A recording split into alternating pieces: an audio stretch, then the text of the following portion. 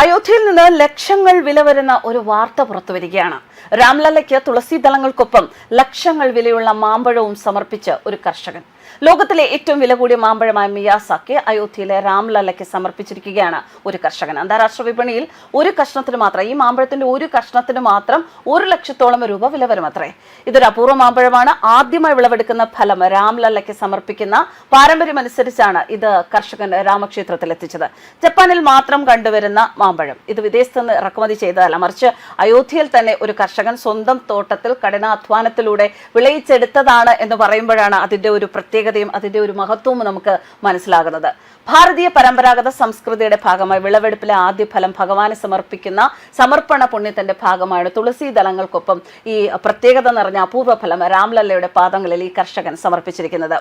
ഇത് ഇറക്കുമതി ചെയ്തതല്ല എന്നതാണ് ഈ സംഭവം വാർത്തകളിൽ ഇത്രയധികം ശ്രദ്ധയോടെ ഇടം പിടിക്കാൻ കാരണമായത് എന്നും വിലയിരുത്തുന്നു. അയോധ്യയിലെ ഒരു പ്രാദേശിക കർഷകനാണ് ഓം പ്രകാശ് സിംഗ്. അദ്ദേഹം തന്റെ തോട്ടത്തിൽ കഠിനാധ്വാനത്തിലൂടെ വിളയിച്ചെടുത്തതാണത്രേ ഈ മിയാസാക്കി മാമ്പഴം. അയോധ്യയിലെ കാലാവസ്ഥയെക്കുറിച്ച് പറയുകയാണെങ്കിൽ ഇതൊരു വിദേശ മാമ്പഴ ഇനമാണ്. അത് വളരുമോ എന്ന് പരീക്ഷിക്കാൻ 2 വർഷം മുൻപ് അദ്ദേഹം നട്ട ഒരു തൈയാണ് ഇപ്പോൾ വിപ്ലവകരമായ വിളവ് നൽകിയിരിക്കുന്നത്.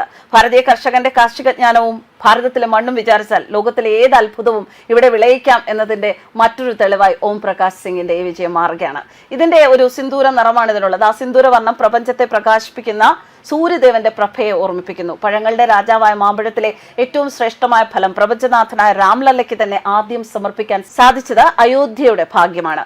ജപ്പാനിലെ ഹരിതഗൃഹങ്ങളിൽ വളരെ ശ്രദ്ധയോടെ മാത്രം വളർത്തുന്ന ഒരു അപൂർവ ഇനമാണിത്. ഇതിനെ സൂര്യന്റെ മുട്ട എന്നും വിളിക്കാറുണ്ട്. അന്താരാഷ്ട്ര തലത്തിൽ ഇത് അറിയപ്പെടുന്നത് സൂര്യന്റെ മുട്ട എന്നാണ്. എന്നാൽ വിദേശ സാങ്കേതിക വിദ്യകളെയൊക്കെ മാറ്റി നിർത്തി അയോധ്യയുടെ പുണ്യമണ്ണിൽ സ്വാഭാവികമായ രീതിയിൽ ഇത് വിളയിക്കാൻ സാധിച്ചത് ഭാരതത്തിന്റെ കാർഷിക കരുത്തിന്റെ അടയാളം കൂടിയാണ്. വിദേശ രാജ്യങ്ങളിൽ നിന്ന് പഴങ്ങൾ ഇറക്കുമതി ചെയ്തിരുന്ന ഒരു കാലം നമുക്കുണ്ടായിരുന്നു. ആ കാലമൊക്കെ പോയി. അവിടെ നിന്ന് ലോകത്തിലെ ഏറ്റവും ആഡംബരപൂർണമായ ഒരു ഫലം വരെ ഭാരതത്തിന്റെ മണ്ണിൽ, അതും അയോധ്യ പോലുള്ള ഒരു പുണ്യ കേന്ദ്രത്തിൽ ഉൽപ്പാദിപ്പിക്കാൻ സാധിക്കുന്നത് ഭാരതത്തിന്റെ ആത്മനിർഭരതയുടെ ഒരു നേർക്കാഴ്ചയാണ്. രാംലല്ലയുടെ അനുഗ്രഹത്താൽ അയോധ്യ ഇനി കാർഷിക ശാസ്ത്ര രംഗങ്ങളിലും ഭാരതത്തിന്റെ കീർത്തി ലോകമെമ്പാടും എത്തിക്കും എന്ന് തന്നെയാണ് അയോധ്യയിലെ കർഷകർ പറയുന്നത്. News desk കർവാലസ്.